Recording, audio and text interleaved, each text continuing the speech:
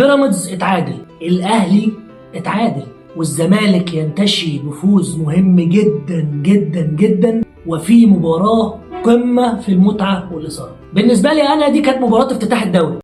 مش مكسوفين من نفسكم؟ الهانم جايبالي مقبول بالعافية وحضرتك صاعد في مادة، وأبوك اللي كنت مستعارين منه طلع بامتياز، طلع الأول على الدفعة كلها. لو أول مرة تتفرج عليا أنا حسام زويد، فضلا وليس أمرا اشترك في القناة وفعل جرس التنبيهات وانزل اعمل لايك للفيديو دلوقتي دعما لاخوك ودعما للقناه عشان نستمر في تقديم واظهار شغفنا وحبنا لكره القدم، ونتابع بقى سوا دايما كل ما يخص فعاليات ومباريات الدوري المصري والمباريات العربيه الابرز، واكيد طبعا المباريات الاوروبيه والعالميه. فما تبخلش بدعمك يا صديقي العزيز عشان هيفوتك الكتير. طيب خلونا نبتدي بنفس ترتيب المباريات، بيراميدز ووادي دجله.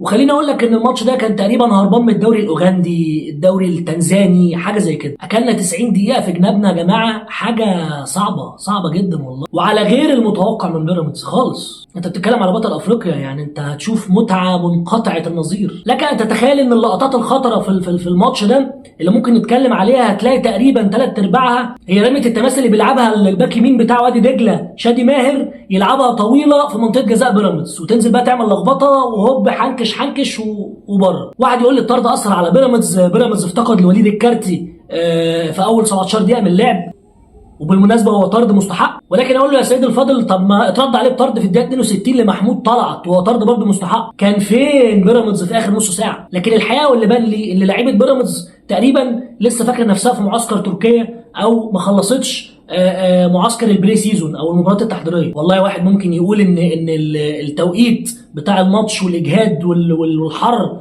اثر على اللعيبه فداك خلى مردود اللعيبه يتاثر في الملعب. اقول لك ماشي ممكن. واحد تالت يقول لي في غيابات في فرقه بيراميدز مؤثره زي محمد الشيبي ورمضان صبحي وزلاكا.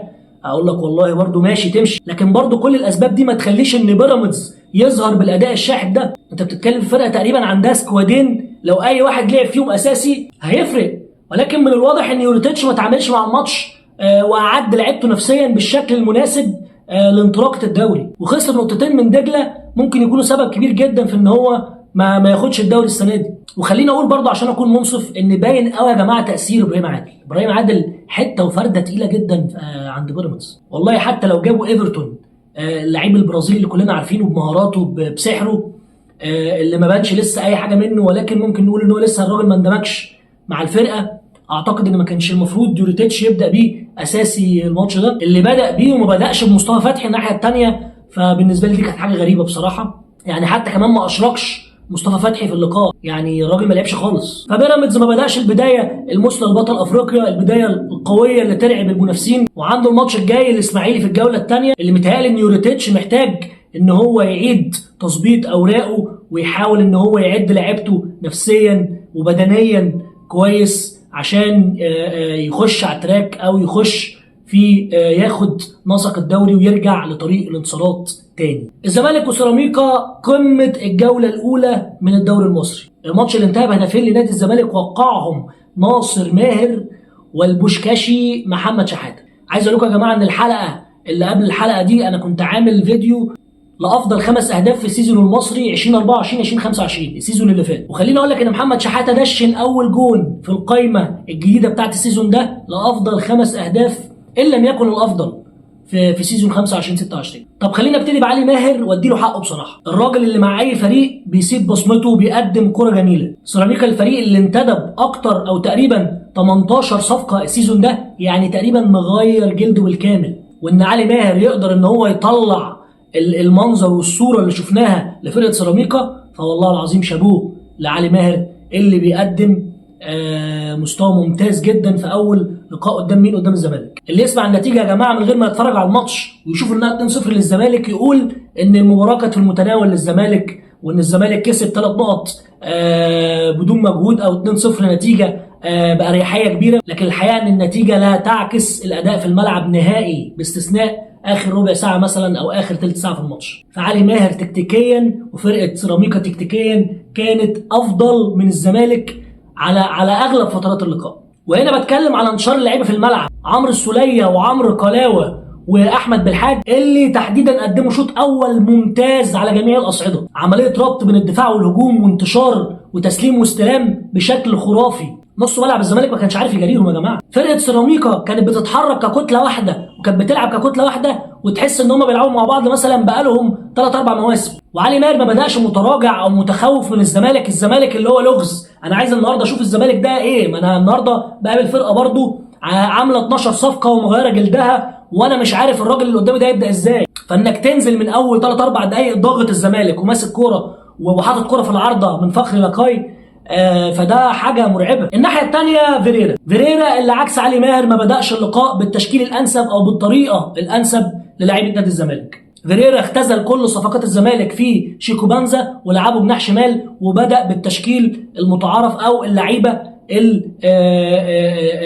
الاساسيه اللي كانت بتلعب مؤخرا في نادي الزمالك. بدا صبحي جول كيبر، على اليمين عمر جابر، 2 سرد باكات الونش وحسام عبد المجيد، باك شمال بنتايك، نص الملعب دونجا ومحمد شحاته وعبد الله السعيد، على اليمين ناصر ماهر. ودي مش هقول سقطه، ولكن ناصر ماهر قدم مباراه كبيره بالمناسبه، ولكن ده مش التوظيف الافضل لناصر. وشفنا ناصر بعد ما الراجل تدارك الامر في الشوط الثاني بتغييرات، لما نزل معالي ولما نزل كايد والجزيري ودخل ناصر في نص الملعب، شفنا تاثيره وشفنا الجول اللي سجله ناصر ماهر. وطبعا كان ناصر منسي المهاجم وشيكو بانزا على الشمال. فالزمالك على مستوى الخطوط والترابط ما كانش احسن حاجه، وعلى مستوى الاداء الهجومي يمكن جات له فرصتين، واحده من ركنيه ما تعتبرش من عمل او لعب جماعي وتدخل عمرو السوليه وشالها من شوطه محمد شحاته، والثانيه اللي كانت لعبه كويسه جدا من عبد الله السعيد، قطع ناصر ماهر لتحت منطقه الجزاء او لنص الملعب واستلم الكره ولف وعمل دوران ممتاز. وللاسف الحظ ما امكنوش ان هو كان هيبقى جون كويس قوي لو كان اتسجل من ناصر، وده برضه يثبت لك ان خطوره ناصر ماهر كلها في عمق او في نص الملعب. طب شيكو بانزا، قلت قبل كده ان شيكو بانزا هو لعيب مش دريبلر او مش لعيب من اللعيبه اللي بتحتفظ بالكره في رجليها بشكل كويس، ولكن الراجل قوي وسريع وبتاع مساحات واسعه، ما بيلعبش في مساحات ضيقه، وده فعلا اللي شفناه. الراجل ما عملش اي حاجه وما قدمش اي حاجه في الشوط الاول، بل بالعكس الظهير الايمن لسيراميكا احمد هاني عمل عليه ماتش جامد بصراحه. ده مش معناه ان هو مش كويس، ولكن هو كان ليه توقيته في الماتش اللي زي ده. يعني انا شايف ان شيكو بانزا لو كان المدرب احتفظ بيه ونزله في اخر ربع ساعه كان هيفرق جدا جدا مع الزمالك. عجبني اداء محمد صبحي في الماتش، وقتاليه ناصر منسي قبل ما يخرج، والمستوى الثابت اللي بيقدمه عمر جابر. محمد شحاته طبعا قدم اداء اسطوري وخرافي في الماتش، ولازم نشيد الحقيقه بالراجل ده اللي مستواه في نسق تصاعدي من السيزون اللي فات. ومتهيألي كده والله اعلم ان انا شايف بوادر موسم استثنائي لمحمد شحاته، الموسم اللي هيستوي فيه اعتقد. بسم الله ما شاء الله، عين عليك برده يا ابني، نمسك الخشب. فزي ما بقول لك فيريرا ادرك خطأه وقدر ان هو يعدل في الشوط الثاني الموازين، وسحب شيكو بانزا ونزل المعالي ونزل ادم كايد ودخل ناصر ماهر قلب الملعب ونزل سيف جعفر. طبعا شكل الزمالك اتغير 180 درجه، وده بالظبط اللي ظهر في الجون الاول لنادي الزمالك. من بدايه قطعه سيف جعفر للكوره عند منطقه جزاء الزمالك، وبص الكوره المعالي، اللعيب اللي عنده لمسه كويسه قوي اللي حطها في مساحه للجزيري اللي من وقت نزوله عمل قلق، حتى وان كان الفينش بتاعه مش احسن حاجه، ولكن عمل قلق بتحركاته وسرعته على الاطراف تحديدا. اللي عمل واحده بالعرض بقى لمحمد شحاته، وشحاته بلمستين استلم وسلم ادم كايد. وبص بقى على لمسه اللعيب الصايع الفنان. بالمناسبه ادم كايد ده يا جماعه مشروع لعيب بكواليتي رهيب ممتاز، اللي اظن والله اعلم الراجل ده لما يحط رجله في الملعب وياخد ثقه اكتر من كده هتشوفوا مشروع لعيب جبار في نادي الزمالك. استلم ادم وبلمسه ساحر بكل سهوله في منطقه الجزاء، سلم ناصر ماهر اللي عمل الفنت بجسمه بيمينه وشماله، وخد الكره بالشمال وحطها باليمين عشان تسكن شباك محمد بسام وتعلن الهدف الاول لنادي الزمالك في الدقيقه 85. فيحسب لفيريرا التعديل في الشوط الثاني، ومع مرور المباريات الراجل ده هيقدر يقف على التشكيل المناسب لنادي الزمالك. هارد لك لعلي ماهر، وثلاث نقط مهمين جدا جدا لنادي الزمالك. ليه مهمين؟ 3 نقط حطوه في اسبقيه عن الاهلي وبيراميدز المنافسين المباشرين للزمالك. 3 نقط هيدوا دافع للعيبه دي انها تاخد ثقه وانها تكتسب ثقه اكتر واكتر في الماتشات اللي جايه. 3 نقط يعلوا الطموح سواء في المنافسه على لقب الدوري للعيبه الزمالك او لتشجيع اللعيبه ومنافستهم بقى بينهم وبين بعض عن مين هيحجز مكانه في التشكيل الاساسي في المباراه الجايه لنادي الزمالك. اخر نقطه حابب اتكلم فيها قبل ما نقفل مباراه الزمالك، وهي قصه سباب الجمهور لزيزو وزوجة زيزو. والحقيقه يا جماعه حاجه مش كويسه خالص، اللي يعني الخوض في اعراض. يعني يمكن الواحد عدى عليه كتير ومتفاهم قصه ان انت بين الانديه المنافسه ممكن لعيب يفضل يتشتم او لعيب يتعرض لمضايقات من جمهور المنافس، ده طبيعي جدا بنشوفه في كل انديه العالم. ميسي ورونالدو لما كانوا ريال مدريد وبرشلونه كنا بنشوف ان سواء ده او ده في الملعب الخصم وصفرات استهجان بقى وحركات بالايد وما الى ذلك، بيتعامل معامله المنبوذ. لكن انك تخوض في عرض زوجة لعيب او والدته، فكل ده غير مقبول. وهي مش اول ولا تاني مره تحصل بين جمهور الفريقين. شفنا قبل كده شيكابالا بيتعرض لمضايقات كتير جدا وصلت برضو لتعدي بالفاظ على مراته ووالدته. وشفنا برضو زمان من جمهور الزمالك مع عماد متعب برضو خاض جمهور الزمالك في عرض زوجة عماد متعب. والنهارده بيتكرر الموضوع تاني مع احمد السيد زيزو. لما نتكلم على اللي فات، فاللي فات ما كانش فيه ضوابط او كان فيه نظام زي دلوقتي انت عندك نظام وعندك شركه اسمها تذكرتي تقدر ان انت تعاقب اللي عمل كده، ولازم يحصل عقاب للي عمل كده، على الاقل يتمنعوا ماتش او ماتشين او 3 من الحضور. ويمكن لو الموضوع اتكرر تتغلظ العقوبه ويتحرموا طول السيزون. والكلام اللي انا بقوله ده على فكره مش بتكلمه على جمهور الزمالك بعينه، لا انا بتكلم لاي حد من الجمهور يوصل بيه الموضوع ان هو يتعدى او يخوض في عرض اي حد من اللعيبه. نيجي للاهلي بقى. الاهلي اللي بيتعادل مع مودرن سبورت بنتيجه 2-2. ولك ان تتخيل عزيزي المشاهد ان اكبر المتشائمين في جماهير النادي الاهلي ما يتوقعوش، والله يمكن في جماهير الزمالك، يمكن اكبر المتفائلين في جماهير الزمالك المنافس للنادي الاهلي ما حدش يتوقع ان الاهلي يتعادل مع مودرن. انا من واحد قلت الاهلي هينزل ياكل مودرن علقه، هياخد 4-5، هيعمل حاجه كده سكور للتاريخ، كافتتاحيه رايقه كده للعيبه المحترمه دي في الدوري. لكن شفنا ايه؟ شفنا تكتيك وتشكيل من عالم اخر يا حاج ريبيرو في حته بقى. مانويل جوزيه قال لك هلعب شوبير لان الشناوي كان وحش في الماتشات التحضيريه، ودي حركه والجماهير، وانا راجل صاحب شخصيه وكاريزما وراجل ما ببتسمش وانا مازنجر جامد يا حاج ريبيرو. فعلا الجماهير كانت عايزه كده، فعلا الراجل يستحق فرصه. بدا بياسين مرعي وياسر ابراهيم، على اليمين محمد هاني واعتبره مش موجود كده على جنب دلوقتي. باك شمال محمد شكري لسه في بداياته. نص الملعب احمد رضا ومحمد علي بن رمضان ومحمد مجدي قفشه. وانا مش عارف الحقيقه، ومحدش عارف من جماهير النادي الاهلي، هو ليه محمد مجدي قفشه كمل في الاهلي بعد ادائه في كاس العالم؟ ليه مثلا قفشه ما خرجش اعاره مع الناس اللي خرجت اعاره؟ ليه مثلا ما اتباعش مع الناس اللي اتباعت للسيراميكا او البنك الاهلي او حتى يا عم احنا عايزين نروح المنافس. انا بقول لك اهو احنا عايزين نروح المنافس، ودوه المنافس. الراجل كان بيميزه الباصه، وانا مني واحد كنت بقول ان محمد مجدي قفشه هو اللعيب الوحيد في مصر اكتر لعيب في حته ان هو اللي بيروح للكوره، هو اللي بينزل ويفضي نفسه من وسط المدافعين او الخصوم وينزل عايز ياخد الكوره ويستلم الكوره. ما تلاقيش في اي لعيب، في لعيبه بتتدارى وسط المدافعين، انما الراجل لا قوه ولا سرعه ولا جري لياقه ولا باص اللي كان بيميزه ولا اي حاجه خالص، مفيش، قاطع في البالون. طب نكمل. على اليمين احمد سيد زيزو افضل لاعبين اللقاء هو ياسين مرعي، على الشمال تريزيجيه مش بتاع المنتخب لان بتاع المنتخب ده حاجه تانية، تريزيجيه المسؤول، تريزيجيه اللي كان في ظل نجم فريق فبيبدع عشان يبين نفسه ويبين ان هو نجم الفريق ويثبت انه تريزيجيه بيحب يثبت يا جماعه. تريزيجيه ما يحبش يكون هو الكابتن او هو القائد او ما تعودش، مش ما يحبش. احنا بنعيش مع تريزيجيه نسخه غريبه ما شفناش مع كل الانديه اللي تريزيجيه لعب فيها. انا معاك ان الراجل افتقد لجزء كبير من سرعته، انا معاك ان الستارت بتاعه في الجري مش زي الستارت زمان، وهو اصلا بيعتمد على سرعته بنسبه فوق ال 70%، ولكن تريزيجيه هيبقى تريزيجيه. هو بس في مرحله من عمره محتاج يغير طريقه لعبه.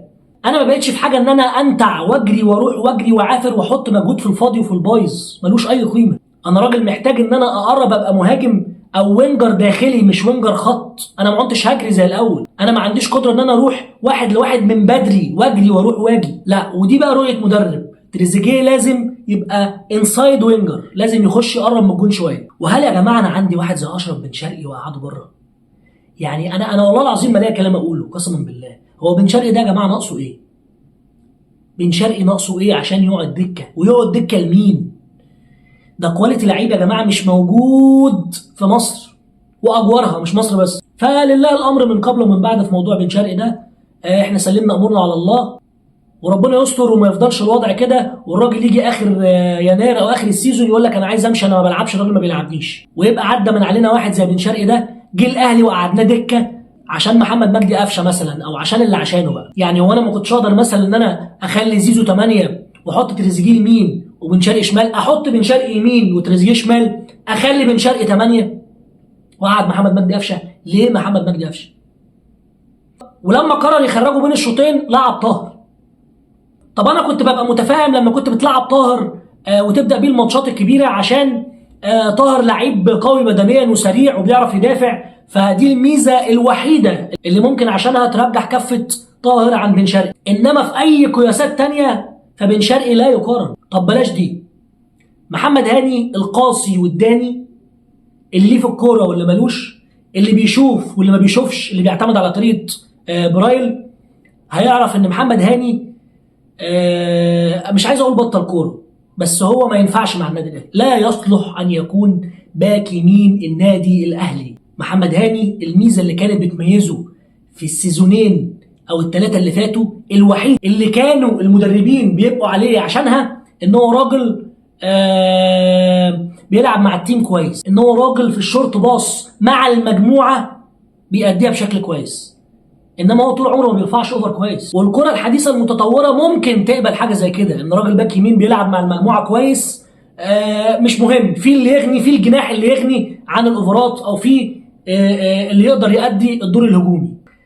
لكن السيزون ده من اول كاس العالم للانديه احنا شايفين واحد لا بيستلم ولا بيسلم ولا بيباصي ولا بيغطي ولا بيرفع اوفر. طب يلعب ليه؟ طب ما اجي العب انا. هتقول لي والله يا عمر كمال مصاب يا ابو كباتن وانا ما عنديش غيره، هعمل ايه؟ اقول لك والله انت ما تقدمتش في النتيجه. يعني انا ما شفتكش مثلا بتدافع، فانت مش عايز تجازف تحط واحد مثلا زي زيزو يبقى هو باك يمين، راجل بيرفع الاوفر بالمسطره على دماغ الناس، وانا محتاج ان انا اجيب جون واتقدم في النتيجه وبضغط الفرقه اللي قدامي، فرجع زيزو باك يمين وانزل بن شرقي او اجيب تريزيجيه. ما شفتش. عندي كريم فؤاد بتفزلك ومش عايز اقول الثانيه وبلعبه باك شمال، بدل ما انا ممكن العبه باك يمين هو اصلا باك يمين، والعب مثلا كوكا باك شمال، وانزل اليو ديانج اللي انا سايبه دكه بره، اللي مفيش اي مدرب احول يقعده دكه. يعني ممكن اتشقلب، ممكن اعمل حاجات كتير احنا ما شفناش منها اي حاجه خالص. احنا شفنا محمد هاني لحد اخر دقيقه في الماتش مش عارف يستلم الكره وبيضيع علينا الهجمه الماستر، الهجمه النهائيه. محمد شريف ما بانش بجنيه. محمد شريف ليه ما بانش بجنيه وكان بيطلع نار من بقه في الماتشات التحضيريه؟ اقول لك بكل بساطه، محمد شريف يمكن مش وسام ابو علي، احنا مفتقدين وسام ابو علي.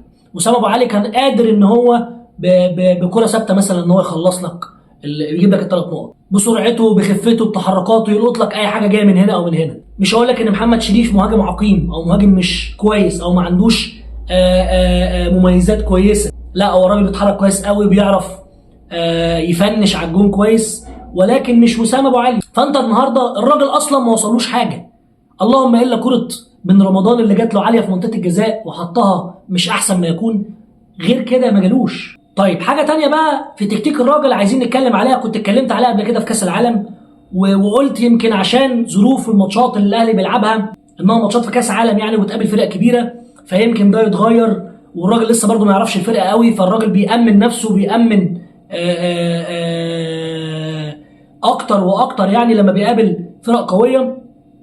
هي حته ان انا بقفل الملعب وبضايق المساحات سواء الكره معايا او مش معايا. لكن انا النهارده بلاعب مودرن سبورت، فرقه ما اعتقدش انها تبقى في نص الجدول اللي فوق، حتى ولو كان الفرقه اتغيرت راسا على عقب كصفقات وكمجدي عبد العاطي اللي غير كتير من شكل الفريق، ولكن انت بتلاعب مودرن سبورت. فانا النهارده بلاعب مودرن سبورت ومش متقدم في النتيجه لحد اخر الماتش، ولسه والكره معايا انا ضامم الملعب بالشكل الغريب ده زي ما هوري لحضرتك دلوقتي في الفيديوهات، وضامم الملعب بالشكل الغريب ده عشان تأمن او عشان ايه انا مش فاهم. فانا بصراحه ما شفتهاش في قالب بتدريب من كل المدربين الكبار اللي الواحد اتفرج عليهم، سواء في الدوري الانجليزي، سواء بقى جوارديولا او مورينيو. حتى مورينيو اللي معروف عنه ان هو بيدافع، والله ما شفته كده او بيعمل كده. من المعروف ان انت ممكن تضايق مساحاتك والكره مش معاك، ولكن اول ما الكره تبقى معاك او انت عايز تتقدم فبتفتح الهافات والباكات بيطيروا وبتفتح الملعب وسط باكين. يا راجل اتفرج على الريال، يا راجل اتفرج على ريال مدريد. انا بشوف روديجر وألابا مثلا لو بيلعب جنبه او ميليتاو بيتقدموا لبعد نص الملعب بالكوره، وانا النهارده وانا معايا الكوره بالمنظر ده وعايز اتقدم، طب هتقدم ازاي؟ طب بصوا والنبي على الكوره اللي في الشوط الاول اللي مع تريزيجيه دي، اللي بيخبط فيها مع مجدي قفشه في نص الملعب. طب ما ده دور مجدي قفشه، مكان تريزيجيه يا جماعه على الخط هناك فاتح الملعب عشان يخلق فرصه بتحرك مجدي قفشه يلعبها له في المكان ده، اقدر افضي مساحه لعيبه نص الملعب انها تبتكر وتبدع. لكن المنظر ده الاثنين لعيبه بيخبطوا في بعض، دي حاجه تضحك وحاجه ما تعدلتش في الشوط الثاني. انا ما شفتهاش الا فين؟ في الدقيقه 93 في اخر الماتش. طب هذا كلام؟ فالواحد لسه لحد دلوقتي مش عايز يحكم وبيقول لسه الراجل ما يعرفش الفرقه، لسه الراجل ما يعرفش. لكن لحد فين؟ لحد ما نخش في سلسله تعادلات وهزايم زي كولر كده في اواخره والمنافسه تضيع مننا في البدري بدري؟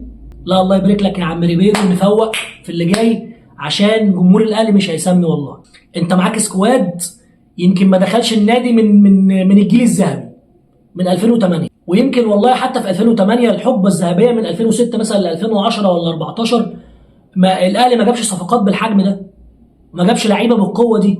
الاهلي جاب اللعيبه ما كانتش بالقوه دي، اتنجمت في الاهلي، اتنجمت مع جوزيه. فنسال الله التسهيل في اللي جاي. الاهلي عنده فاركو الجمعه الجايه الساعه 9 في الجوله الثانيه، واتمنى ان اشوف حاجه غير العبث اللي شفناه، اشوف حاجه كويسه ترجع تاني الفكره اللي احنا كنا حاطينها عن الاهلي، او الصوره اللي احنا كنا هنشوف بيها وعايزين نشوف بيها وبنامل نشوف بيها وكنا متوقعين ان احنا نشوف بيها الاهلي في افتتاحيه الدوري.